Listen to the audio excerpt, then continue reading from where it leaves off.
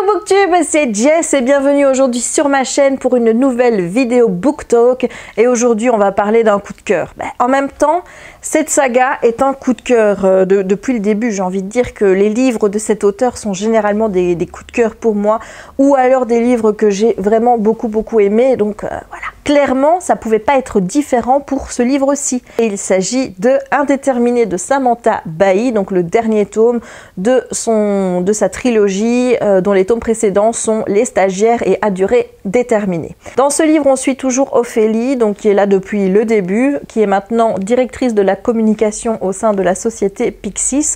Donc elle a pas mal évolué et elle va retrouver au sein de Pixis un des stagiaires qu'elle avait connu, avec qui elle avait eu une relation, qui est Arthur, un personnage qu'on suit dans le premier tome, donc dans Les Stagiaires, mais qu'on ne suit pas dans le deuxième tome, puisque là on suit le personnage de Samuel. Et donc ici on va reprendre la narration entre les deux, donc c'est-à-dire un chapitre Ophélie et un chapitre par Arthur. Alors j'ai adoré ce tome-ci, vraiment.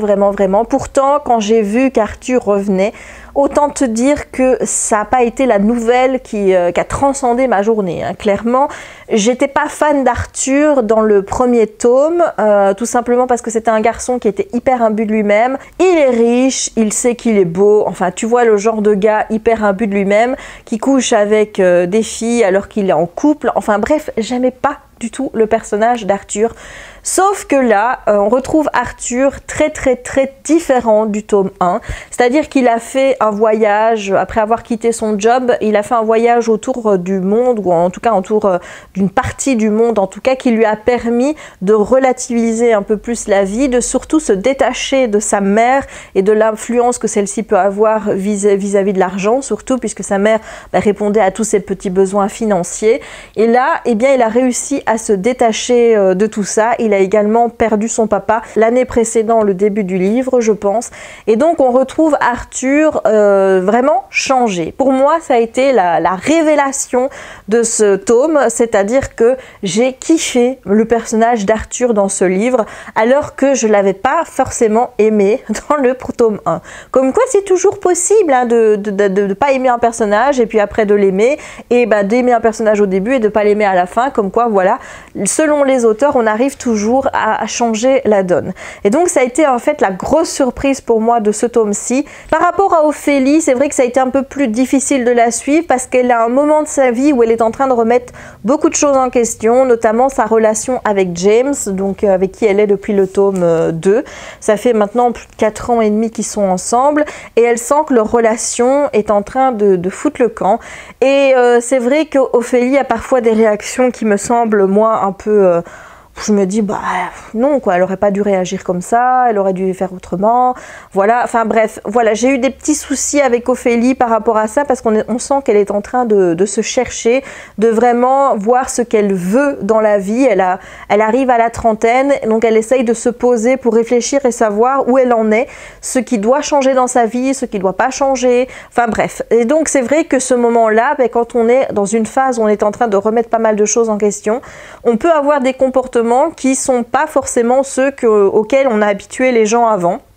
C'est une chose que je connais, hein, parce que moi je me suis remise en question aussi, et c'est vrai que pendant ces phases-là, on est tellement perturbé, en train de réfléchir et tout, que parfois on peut être plus agressif, qu'on peut être plus chiant aussi, hein. Ça c'est quelque chose que je connais, hein, personnellement, d'être plus chiante. On fait des choses qu'on n'aurait peut-être pas fait avant, parce que justement on a envie de voir ce qui nous ferait envie dans notre vie, et on est amené à faire des choses qu'on n'avait pas l'habitude de faire avant, ce qui peut déstabiliser aussi les personnes de notre entourage qui nous connaissent et qui vont dire « Ah mais t'as changé, ci ou là », alors que nous, on est justement en train d'explorer des nouvelles choses pour voir ce qui nous convient ou ce qui ne nous convient pas. Et c'est un petit peu le sentiment que j'ai eu avec Ophélie, c'est ce sentiment de remettre un petit peu les choses à plat, de savoir où elle en est dans sa vie, au niveau professionnel, dans sa vie privée, avec son couple. Et on sent bien qu'avant d'avoir 30 ans, elle est en train de changer et d'explorer de nouvelles choses. J'ai bien évidemment adoré l'écriture, mais ça je crois que je ne dois plus te le dire, tu sais que j'aime l'écriture de Samantha Bailly, qui est toujours une écriture archi simple mais très forte au niveau des idées et des mots qu'elle choisit pour véhiculer ses idées. C'est toujours bien fait, l'écriture est toujours percutante pour parler de sujets sensibles et c'est ça que j'aime chez elle, c'est que ça reste simple mais on évoque quand même des problèmes qui sont très contemporains, qui sont des problèmes que l'on rencontre, des problèmes essentiels de notre vie de tous les jours. Et c'est vrai que dans ce livre aussi, elle aborde des sujets qui sont vraiment des sujets essentiels sur le niveau social, sur le niveau du travail, mais pas que. Ce que connaît par exemple Ophélie au niveau de chez Pixis, qui est absorbée par une autre société, savoir un petit peu comment les restructurations de la société vont affecter le personnel de chez Pixis. Ça, c'est un sujet qui m'a vraiment tenu en haleine pendant toute la durée du livre, de voir un petit peu la manière dont une société va considérer les employés. C'est là vraiment qu'on voit à quel point Samantha Bailly est documentée sur ce sujet et qu'elle connaît les rouages de l'entreprise pour vraiment les expliquer et que le lecteur comprenne ce qui se passe avec des mots très simples. C'est ça que j'ai vraiment beaucoup aimé et ce qui m'a le plus touchée, c'est que pendant toute ma lecture, je me suis posé une question. Si notre employeur nous demande de faire quelque chose et que ce quelque chose est contraire à nos valeurs, mais que si on ne le fait pas, on risque notre place, qu'est-ce qu'on fait? C'est vraiment une question qui m'a tenue pendant toute ma lecture du livre où je me suis posée à la place d'Ophélie en me disant est-ce que j'aurais fait la même chose qu'elle ou est-ce que j'aurais agi différemment? Donc c'est vraiment un livre qui vous fait réfléchir sur votre manière de penser par rapport à des sujets très contemporains, des choses qui pourraient très bien nous arriver dans la vie de tous les jours. Il y a une question qui est abordée dans le livre, je ne vais pas l'évoquer de manière directe pour ne pas spoiler, mais qui m'a vraiment beaucoup touchée parce que je ne pensais pas que cette question serait abordée dans ce livre. J'étais à milieu de savoir qu'Ophélie allait traverser une épreuve aussi difficile et aussi horrible. Et encore une fois, la manière dont Samantha l'a abordée, c'était juste génial, c'était juste parfait. Alors comme je vois que j'ai plus beaucoup de batterie, je vais vite en terminer en parlant maintenant de 2-3 bémols que j'ai par rapport à ce livre qui reste un coup de cœur. On m'avait bien précisé que Sonia et Lou, on les retrouvait dans Indéterminé et effectivement elles sont là.